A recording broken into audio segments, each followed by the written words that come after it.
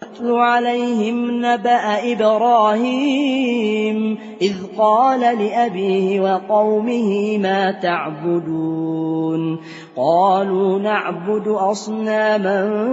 فَنَظَلُّ لَهَا عَاكِفِينَ قَالَ هَلْ يَسْمَعُونَكُمْ إِذْ تَدْعُونَ أَوْ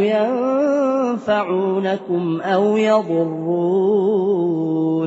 قالوا بل وجدنا آباءنا كذلك يفعلون قال أفرأيتم ما كنتم تعبدون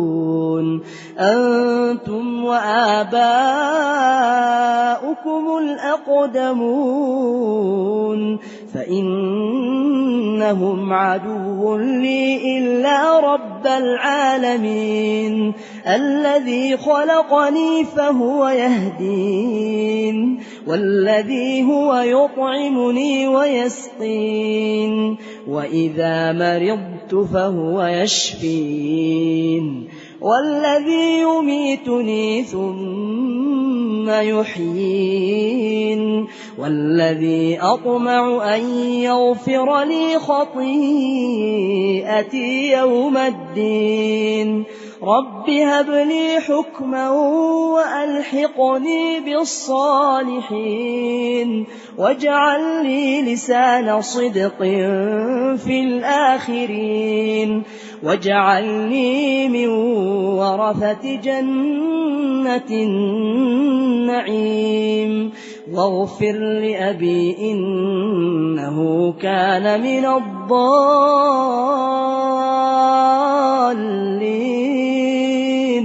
ولا تخزني يوم يبعثون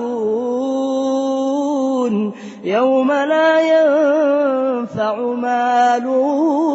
ولا بنون إلا من أتى الله بقلب سليم وأزلفت الجنة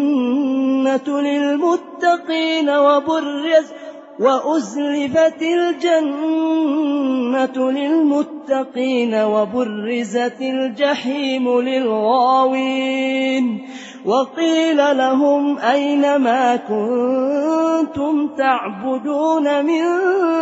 دون الله هل ينصرونكم أو ينتصرون فكبكبوا فيها هم والغاوون وجنود إبليس أجمعون